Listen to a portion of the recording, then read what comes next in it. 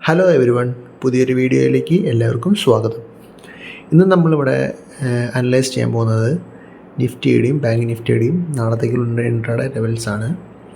ആദ്യം ഇന്നലെ നമ്മൾ മാർക്ക് ചെയ്ത ലെവൽസ് എങ്ങനെയാണ് പെർഫോം ചെയ്തത് നമുക്ക് നോക്കാം. ഇതിപ്പോൾ 15 മിനിറ്റ് ചാർട്ടാണ് നിഫ്റ്റിയുടെ. ആദ്യം തന്നെ മാർക്കറ്റ് ഒരു ഓപ്പൺ ചെയ്ത് ചെറിയ ബുള്ളിഷ്നെസ് തന്ന് നമ്മുടെ ഇന്നലെ മാർക്ക് ചെയ്ത റെസിസ്റ്റൻസ് സോണായ 24,347 ഓൾമോസ്റ്റ് 350 24,350 റേഞ്ചിൽ ടച്ച് ചെയ്ത് ടാപ്പ് ചെയ്ത് നേരെ ഒരു വലിയൊരു ഫാള് തരികയാണ് ഉണ്ടായത്. അത് കഴിഞ്ഞ് രണ്ടാമത്തെ സപ്പോർട്ടും ബ്രേക്ക് ചെയ്ത് മൂന്നാമത്തെ സപ്പോർട്ടും ഓൾമോസ്റ്റ് ബ്രേക്ക് ചെയ്ത് ജസ്റ്റ് ഇൻസൈഡ് എന്ന് പറയാം, ജസ്റ്റ് ഇൻസൈഡ് 23,957 റേഞ്ചിലാണ് ക്ലോസ് ചെയ്തിരിക്കുന്നത്. ഇനി നമുക്ക് നാളെ നിഫ്റ്റി എങ്ങനെയാണ് പെർഫോം ചെയ്യണേ എന്ന് നമുക്കൊന്ന് നോക്കാം. അതിനായിട്ട് നമുക്ക് നാളത്തെ ലെവൽസ് ഒന്ന് മാർക്ക് ചെയ്യാം. അപ്പോൾ നാളത്തേക്ക് ട്രേഡ് ചെയ്യാനുള്ള ഇൻട്രാഡേ ലെവൽസ് നമ്മൾ മാർക്ക് ചെയ്തിട്ടുണ്ട്. നാളത്തെ മേജർ ലെവൽസായ 3 സപ്പോർട്ട് സോണും 3 റെസിസ്റ്റൻസ് സോണാണ് നമുക്ക് കിട്ടിയിട്ടുള്ളത്. Current market price just above support zone 1ഉം റെസിസ്റ്റൻസ് സോൺ 1ൻ്റെയും ഇടയിലാണ്. അപ്പോൾ ഇനി എങ്ങനെ നാളെ മാർക്കറ്റ് പെർഫോം ചെയ്യണമെന്ന് നോക്കാം. ഫസ്റ്റ് കേസിൽ ഇപ്പോൾ നമ്മുടെ റെസിസ്റ്റൻസ് സോൺ ബ്രേക്ക് ചെയ്താൽ അത് റീട്രേസ് ചെയ്ത് അത് റെസിസ്റ്റൻസ് സോൺ 2ഉം 3യിലേക്കും പോകാനുള്ള ചാൻസ് കൂടുതലാണ്. അപ്പോൾ ഈ റെസിസ്റ്റൻസ് സോണുകളിൽ നിങ്ങൾക്ക് ട്രേഡുകൾ പ്ലാൻ ചെയ്യാവുന്നതാണ്.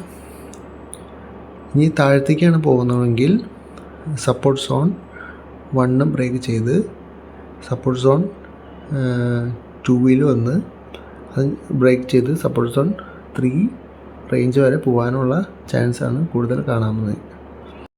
ഈ മാർക്ക് ചെയ്തേക്കുന്ന ലെവൽസുകളാണ് നാളത്തേക്ക് ട്രേഡ് ചെയ്യാവുന്ന മേജർ ലെവൽസ്. അപ്പോൾ നിങ്ങൾ ഈ ലെവൽസുകൾ നിങ്ങളുടെ ചാർട്ടിൽ മാർക്ക് ചെയ്ത് ഇൻട്രാഡേ കൺഫർമേഷനോട് കൂടി ട്രേഡിൽ എൻ്റർ ചെയ്യാവുന്നതാണ്. ഇവിടെ ഇപ്പോൾ കാണിച്ചിരിക്കുന്നത് അവർലി ടൈം ഫ്രെയിമാണ്.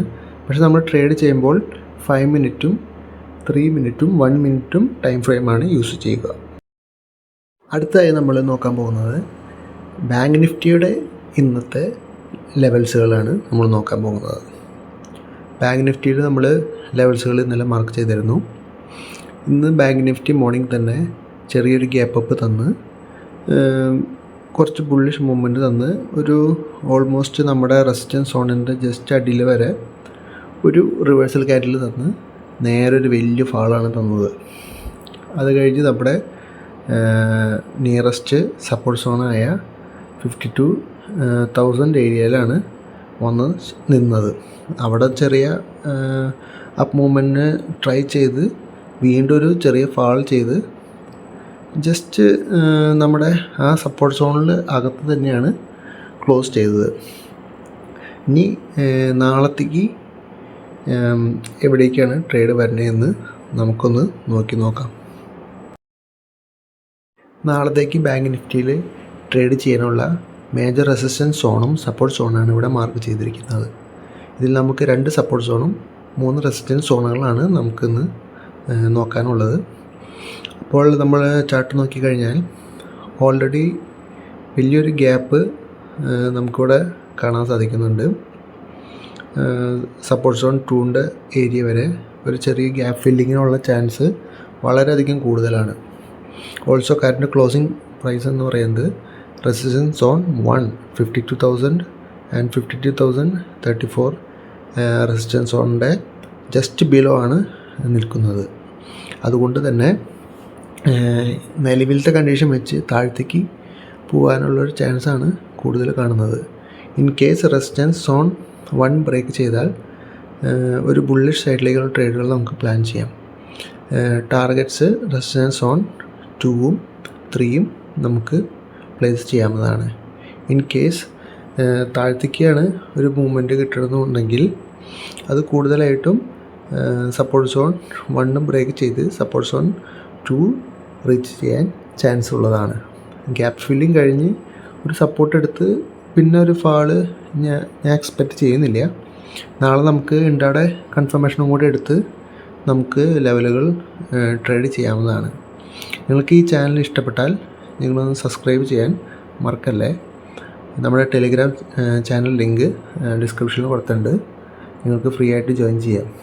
ഡെയിലി വരുന്ന ഇൻട്രാഡേ ലെവൽസുകൾ നമ്മളതിൽ പോസ്റ്റ് ചെയ്യാറുണ്ട്. അപ്പോൾ അത്രേ ഉള്ളൂ ഗൈസ്. അടുത്തൊരു വീഡിയോയുമായി വരുന്നത് വരെ ബൈ.